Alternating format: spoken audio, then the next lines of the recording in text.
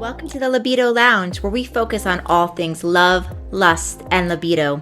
We believe that fabulous sex is important to health as exercise and good food. Everybody, welcome back to another episode of the Libido Lounge. I am your host, Dr. Diane, libido expert. Today we're talking about juggling jobs and joy. How do we keep passion in these long-term type of scenarios where we are busy, oftentimes stressed out, overwhelmed, overworked, and subsequently underloved? So what do we do about it? One of the things that I sent this email out, and it's I think I've talked about this once before. It got a lot of response from people. And I sent this email out that said, I don't like the statement, relationships have to be hard work. And somebody actually wrote me back and asked if I was on drugs because of saying that particular statement. The reason so basically I was getting comments like that, right? So there's a sense of like, why would you say something like this, right? Of course, relationships are hard work, but the frame I was really trying to get at, and what I want to talk about today, is in part the frame that I was trying to get at in terms of jobs, joy, pleasure, relationships, and more. And so one of the things that I think happens is we easily get into this frame of all of these things are hard work, right? So the point that I was trying to make, the point that I want to make here is that, yes, anything that is good in life probably is going to take effort. You know, any type of thing. We want to have a good relationship with our friends and our social community. Guess what? It's going to take effort. We want to have good relationships with our parents, our children. Going to take effort. We want to perform well at work, at school, at anything we're doing. It's going to take effort. We want to have a great physique and we want to be strong. Going to take effort. So I just like to redefine that word work, because if we look at it, anything in life that is really, truly valuable is probably going to take effort to get and to maintain. And you could look at that as work. But I get concerned, and kind of the point is when we frame all of this as work, it becomes like hard versus becomes sometimes challenging and sometimes hard, of course, but also a lot of fun and pleasure and joy and all those things. So I really like to redefine personally when we're talking about juggling jobs and juggling life and relationships and all these things. How do we do it? I really like the reframe of, instead of, hey, it's hard work, personally I like the reframe of anything that is great in life is something that is valuable for me to put effort into. And therefore, that brings into the next thing of like, well, how do we do that? How do we do this when we're overwhelmed? We have so much going on. You know, the person that I tend to work with most commonly in my libido work is a woman that is stressed out, that is juggling career and family and all of the complexities that go with that, and still is interested in maintaining or getting back to a really healthy and sexy and fun and passionate relationship. So how do we do all that when the clock is ticking? All of us get only 24 hours in the day, and there's a lot of things to fit into that time period. So one of the things I really feel like is important is like anything that is important, anything that is valuable in life, we tend to put effort into, right?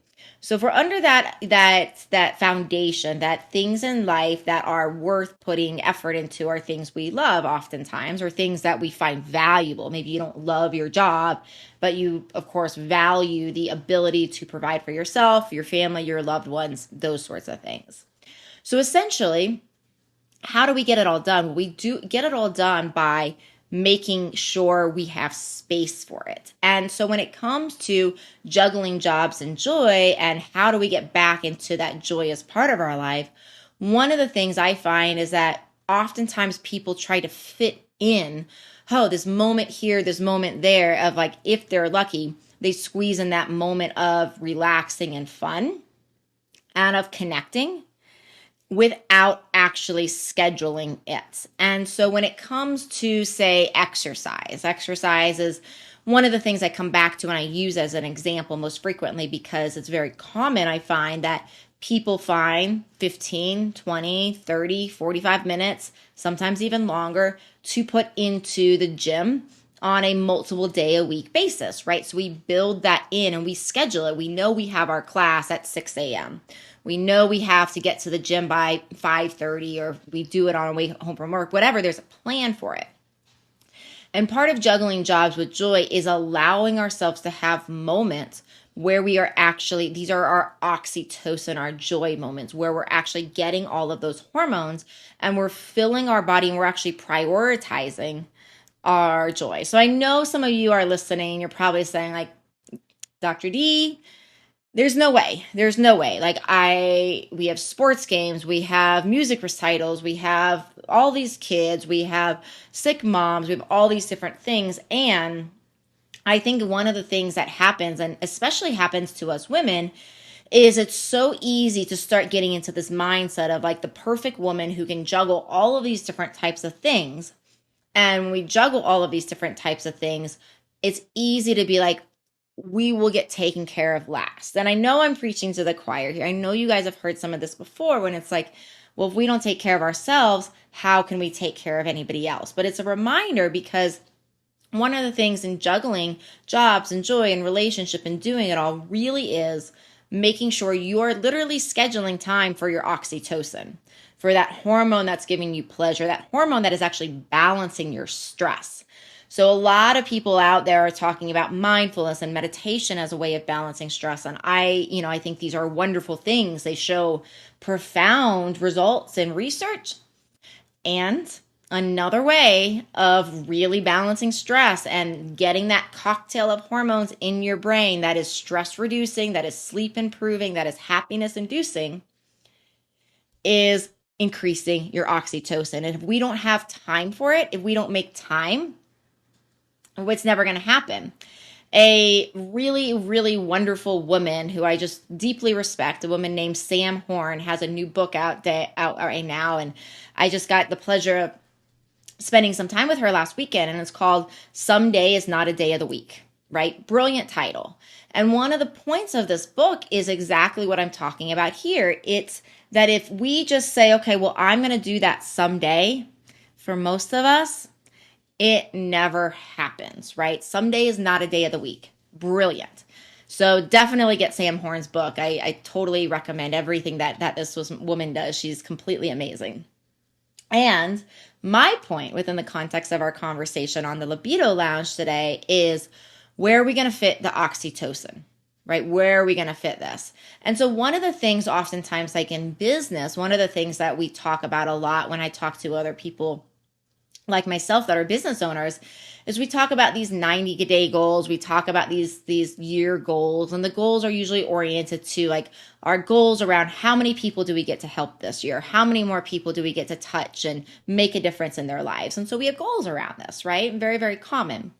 But one of the things I like to do, and that's very related to our Libido Lounge conversation here, is what about our pleasure goals? Why are we not talking about our 90-day pleasure goals when pleasure is this thing that we get as humans? It's this thing that we're born to experience. We have pleasure receptors all over our body, and they do so many things for balancing our body, for keeping our body resilient, for supporting and reducing our stress, for improving our brain function, all of these things. And we can access these chemicals, but when we don't actually prioritize pleasure because it gets put off, sometimes like the gym or other things, what winds up happening is stress builds up. So one of the ways out of this vicious, overwhelmed cycle here, one of the ways of balancing jobs and joy, is actually beginning to put pleasure goals back into your life. And this can be super simple, everybody. This can be simple as like, okay, before I fall asleep, I'm going to spend every night, I'm going to spend 2 minutes just like lightly stroking my skin to wake my skin up. This can be, I'm going to spend one time a day with food where I actually sit down and really deeply enjoy my food. I'm going to spend, in one of my recent videos, we talked about the dialogue of desire. In that video, I talked about the 20-second hug around with our partners actually giving a 20-second hug is 20 seconds. It feels like a long time when you're hugging. It really does. It still does to me. And one of my amazing friends, Emily Wishaw, who has all of these great courses on radical embodiment, when we were together recently at a friend's weekend, she really invited this whole thing around like nobody is leaving without a 20-second hug. And I love this so much because it's an example, like when we're talking about juggling jobs and joy, some of this, just like the gym, is, we're all busy, but it's just like we talk about like with meditation or with eating right. And it's like, it's a choice that everybody has to make them for themselves around what is important. And if we want to live life in a way where we're like less stressed and we're happier and we're more connected to our partner, then that is where the time and the effort has to come in, quite frankly. And so, but the ideas and what I'm really trying to give you on today's episode is how can we integrate more of the pleasure? How can we create these 90-day pleasure goals to help us stay balanced without feeling like we have another job to do, right? The thing that we really want to do as much as possible with self-care and wellness is integrate it so much into our lives that it is almost like built on top of another habit. If we're used to giving a friend a hug goodbye and it's a 3-second hug, can we share this information with them and be like, hey, if we actually hug for 20 seconds, we release more oxytocin, we feel closer, we feel more bonded and connected, we balance our stress, and all this with 15 extra seconds. Can you imagine 15 extra seconds with a hug giving such profound results? And so, there's definitely other ways we can build on this, right? So it's like with partners, like I talk a lot about these, this concept of making sure that we're scheduling sex. But another thing that we can really schedule is things like cuddle and intimacy. So I started saying something just over this weekend. I started saying this saying that I really like. It's off of that apple a day keeps a doctor away. I'm sure most of you guys have heard that. But I started saying, I think what it really is a cuddle a day keeps a doctor away. Because what we're really doing here is like, one of the purposes of the Libido Lounge is about sex and it's about pleasure and it's about intimacy, but it's also about balance and health and how we can use our own pleasure, how we can use this to balance our hormones, to balance our stress, and to really live happier, healthier lives, right? That's one of the things that we're really doing in this particular podcast. And so when we're thinking about this, I would encourage you to also, like intimacy wise, and even if you don't have a partner, cuddling works great with a dog. If you have a dog or a cat, if you have a close enough relationship with a girlfriend, and that's something that is, in your circle group. Like sometimes when I'm camping with my girlfriends, I love to camp in a very glamping kind of way. And I have this palace of a tent, and it's, I have a huge queen size, very, very big, fluffy air mattress. And I bring my own bedding, and that's just, generally how I like to camp. I do backpack and rough it some, but I really prefer the glamping style. And so sometimes if I'm camping with some girlfriends, sometimes we'll just all like come and literally just lay in that bed together. Just literally lay and cuddle and hug, and totally platonic, right? Completely platonic. It's not about intimacy from that standpoint. It's about sharing connection with people and allowing those hormones to actually release. So I'm giving these examples, these personal examples to you to illustrate ways we can actually bring ideas like this into our everyday lives to make it easier to access, so that we can more easily access the pleasure, the oxytocin. And really, when it comes to juggling jobs and joy, it's really about prioritizing and habit stacking. There's a great book called Atomic Habits by James Clear that talks about this concept of habit stacking, where we take what we're already doing and we just stack on top of it, so it really doesn't feel like an extra thing. And that's how I'm hoping you're getting out of this episode to orient to pleasure is, what if we begin to say, add these extra 15 seconds to our hugs to make it 20 seconds? What if we have a little tiny, even if it's a 2-minute cuddle session with a partner at the end of the day before sleep? We're in bed anyways. We're doing this. What if we start prioritizing those things and allowing that oxytocin? And as we get more oxytocin, we get happier. We get more stress reduction, and we get better sleep. And allowing that as that foundation to then eventually saying, okay, I'm less stressed. Okay, I have more oxytocin. That actually allows us to show up intimately, more present, more intentional with our partner, more connected. So I hope this has been helpful. Please do drop any comments in there here from me. I always want to hear from you. I'm always looking to find content that's going to serve you all the best. Please also look in the show notes for my libido quiz, which will help you illustrate what is the fundamental, core physical root causes behind any libido imbalances. And that's it for today. Always reminding you to stay classy, sexy, and a little badassy. See you next time. Thank you for listening to the Libido Lounge. Please don't keep me a secret. Please share this with your friends.